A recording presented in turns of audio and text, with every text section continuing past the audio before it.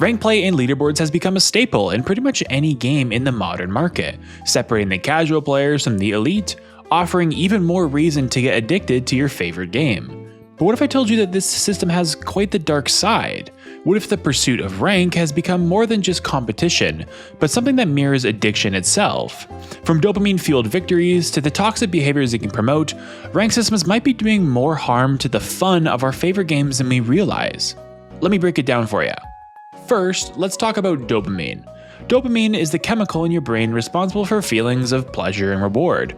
It's the same chemical that's activated when you eat your favorite food, achieve a goal, or even take certain drugs. Rank play taps into the system in a pretty big way. When you win a ranked match, your brain rewards you with a rush of dopamine. That feeling of victory, the thrill of watching your progress bar get closer to the next rank, is incredibly satisfying.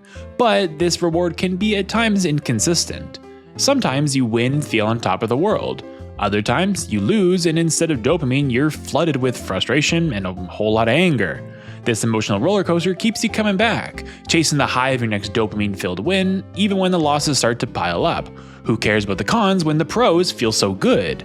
Sounds a little bit too familiar. It sounds like any drug you can just pick up off the street corner. Not only are we comparing rank play to drug addiction, but you could toss in another sin-filled ingredient to this pot and add gambling to the mix. You never know if the next spin of the wheel, or in this case the next match, will bring you glory or despair, whether your team will be up to par for your probably too highest standards. A core mechanic of rank play is of course your rank. These ranks, bronze, silver, gold, platinum, and beyond, aren't just markers of skill anymore. They're essentially your social passport within the game, with your skill and general knowledge of the game directly tied to your badge color.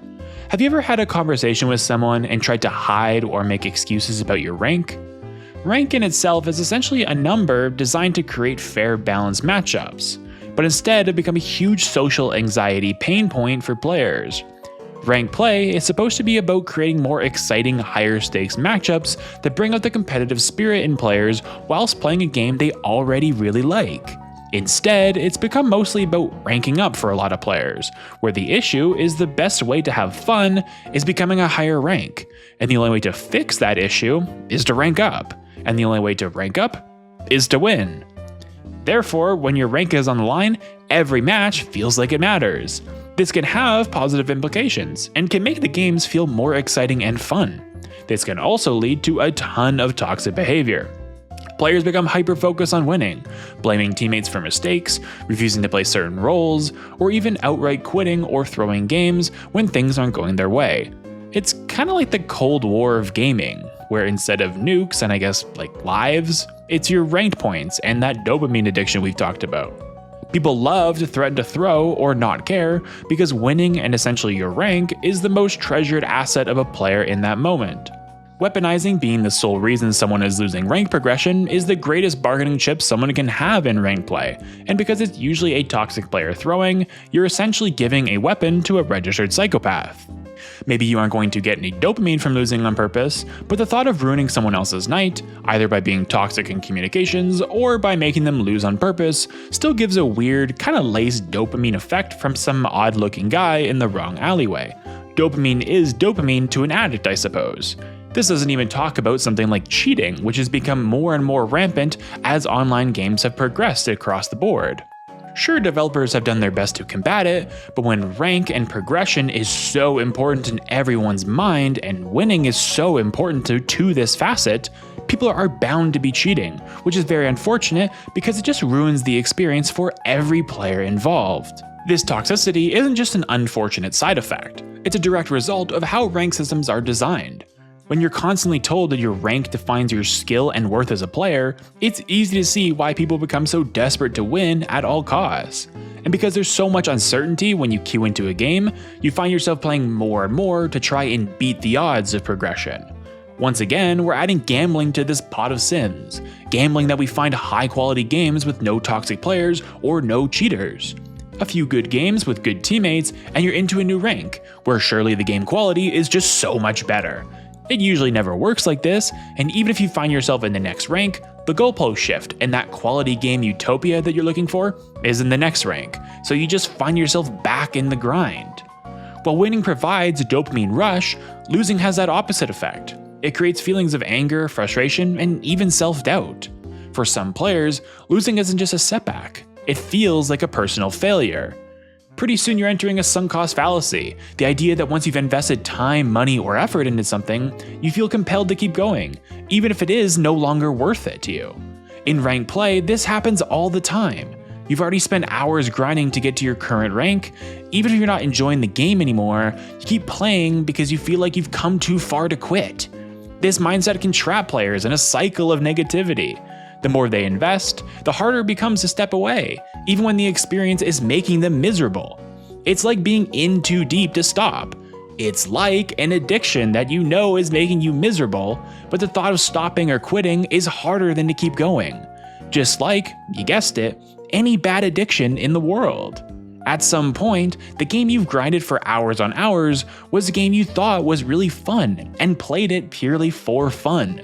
Now, while there is a little bit of fun that you can wring out of your ranked games, a lot of the time you're playing as much as you are because of that idea of progression, because of the dopamine-filled wins and rank progression that you get. I don't want you to get the wrong idea here. Rank play is a fantastic addition to any online multiplayer game out there. The premise of creating fair, balanced, but competitive matches that have some sort of extra stakes on the line is a good recipe for more engagement in someone's favorite game. The problem is all of the emotions associated with this heightened stakes is not directed towards the matches and the plays happening in the game itself. All of your emotions go towards how much rank points you're going to win or lose depending on the matchup result. Most of the time, you don't really care about the idea of winning or losing the match, but you care about the idea of winning or losing elo points. After you play a session, if you were to look back and reflect on the games, I bet it would be difficult for you to come up with highlights during those games. But I bet if I asked about lowlights, you could come up with plenty of things that went wrong, from your teammates to your opponents to the game being the problem and so much more. I bet if I asked what your record was and how much elo you gained or lost during the session, you could tell me instantly. The game becomes less about the experience and more about the outcome. You've probably said to yourself, I hate this game. But if you hated it so much, you probably wouldn't be playing it. Instead, you hate what the game has become for you. A constant grind for an imaginary rank system that determines your imaginary social status within that said community. You spend so much time chasing the highs of success that you forget that you once liked the game for what it is. You see, for every ranked mode out there is an unranked mode. A core way to play the game without the constant addiction of toxic behavior that plays pretty similar to the ranked variant. A way to play that is still probably fun, it's just missing something. If you've never gotten addicted to the ranked grind of your favorite game, congratulations, you get to enjoy a good game without any of these negative side effects. But once you get so invested into the competitive side of that game, you get used to these higher stakes and everyone trying, I guess, to win the games as best they can. And once you take away those stakes, sometimes the game just feels a little bit more boring. The gameplay never actually changed, but your dopamine addicted mind is craving a fix, and there's nothing except enjoying the game to get from an unranked mode. And there's a ton of games out there that don't need an injection of rank progression to bring those emotions to your system. You could even certainly enjoy the competitive aspects of these big games, but let's just try and enjoy the feelings that come with the competition and not worry so much about this ranked grind. You're more than likely not going pro, so just enjoy that journey. This isn't me speaking to just you watching this video, but it's for myself a lot as well. Stop chasing wins and losses and just focus on the present. Focus on the most important part of these games, the fun. And I guarantee that the more fun you have while playing your favorite game, the more wins you're likely going to get without you even realizing it.